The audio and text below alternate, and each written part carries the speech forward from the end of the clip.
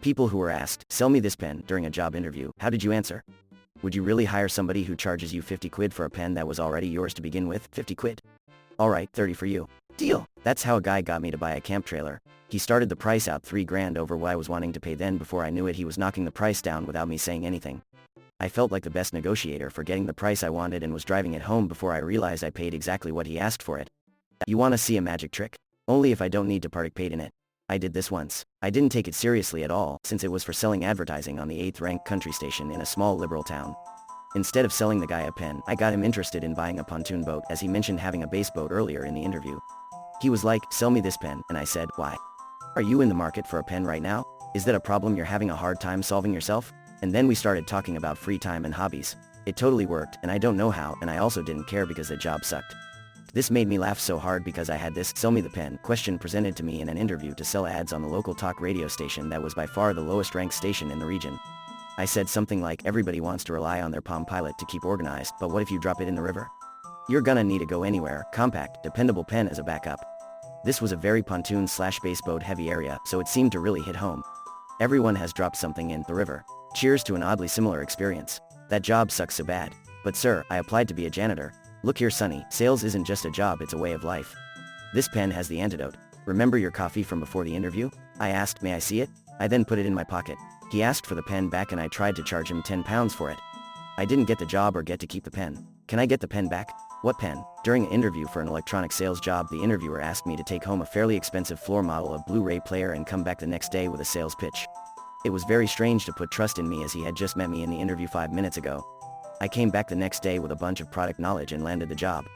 Worked there for several years and oftentimes the boss would send us home with cool new electronics to try out, sometimes even keep. It was a rewarding place to work and also a great way to get product experienced sales staff. Ran out of business by Best Buy unfortunately. Probably a bit of a test with that interview, and for the cost of that floor model, which was probably coming down soon, they could see if you were trustworthy enough to be left with merchandise. I'm sure not everyone came back the next day and just kept the borrowed player. Easy, tell the interviewer you cannot because your sale method is not selling a customer something they do not need, but match the right customer to the right product at the right time. They are so impressed they want to write the note on the back of your resume. Suddenly they do need a pen. Stood up and fucked off out of there. It was a job for truck driving. What a cunt. Right, I've been asked this question in warehouse and administrative work. If a job ad gives the faintest hint of sales being involved, I have absolutely no interest in it. Yet this question still gets used. I don't have to, you already bought it, I got the job. The real trick is making people pay for something they already own. Like Mercedes BMW having a subscription service to use the heated seats. I was told that I was the owner of a pencil store and my interviewer said that he only needed a pen. When I started to pretend offering him a selection of pens, I was stopped. "No, your only inventory is pencils, specifically the real-life number 2 pencil on the table between us." So I changed tactics. If you are in that dire need of a pen, then I'm assuming that something must have gone wrong with your day. If everything was according to plan for you, you'd have a pen in your pocket and would have passed my shop by and gotten on with your life. But something went wrong, which happens. If I sold you a pen, then it could break, it could ruin that nice suit, and a 3-cent piece of plastic could cost you hundreds of dollars in the process. All because something simple went wrong. If something goes wrong with one of my pencils, the worst outcome that could come from a pencil? Here I hold out the pencil and snap it half, you just end up with 2 pencils. I hate sales, but I am still completely dorkily proud of that particular bullshit. I can't help but imagine how awkward it must be if you didn't have enough strength to break the pencil, lol. I sacrificed my dignity in attempt to fool someone into buying something they didn't need. I have the same one at home. I heard it being asked at a group interview by the new lady from our. I shot her a WTF look. She asked a different question instead. Group interviews can get fucked anyway. Not me, but a former sales manager was a douchebag who prided himself on being the greatest and the only one who knew everything about sales and tech. He didn't, hence the word former. He was trying to find a new salesperson but rejected nearly every resume I put in front of him for nitpicky bullshit until one day he announced that he'd found the perfect candidate and was bringing him in for a formal interview, but he was pretty sure he was going to hire him on the spot. He kept going on and on about how this guy was perfect and why couldn't we find him someone like this and blah blah blah. Whatever, fine, just get it done. He brought the guy in, sat him down and said, "Sell me this pen." The guy picked up the pen, handed it back and said, "I don't play pen games." Then he walked out and we never heard or saw him again. Awesome burn. He had that guy figured out right away. I would tell them that I had already created a website to purchase pens called Pen Island, and would encourage them to visit penisland.com. You sumbitch, I actually fell for that. Not quite the same, but I was filling out an application for a job once when the owner came back where I was and said, "If you can name the song on the radio right now, you can have the job." I was able to name it and started at 5 that night.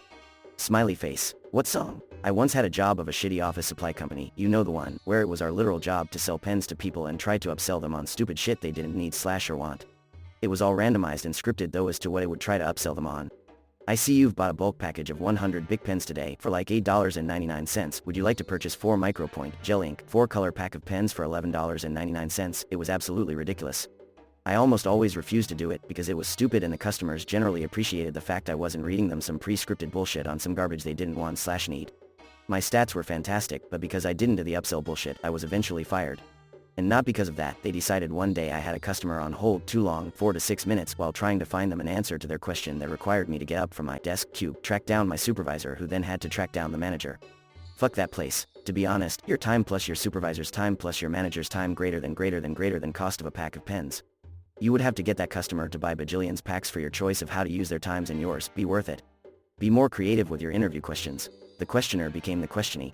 Thanks to Redditors, SPP the choice for me, Sheriff Lobo 3, Sasha Lee, Ryan 821, Blitz Ace Sammy, Shawarma Sauce, Eclipsblight, Ad Prestigious 9341, Sad Piglet 8543, Board Circuits, Shadow Lou, Lunar Rai, Crazy Islander, Nija Boiler, MCAT, Vote Marvel, Tamacat 2, Legs Just Wanna Have Run, Surfista 57, QTS 34643, NR Key Forever, Don't Be Glad, 13 Gosenaro, Hexadecimal D153A53, What a Waste, An Active Account, Stan Mar Show 2, All of a Sudden Story, Barry Von Scarborough, Satan 66666, CDC, Wizard of IF, Misconception, Habbo Rarison.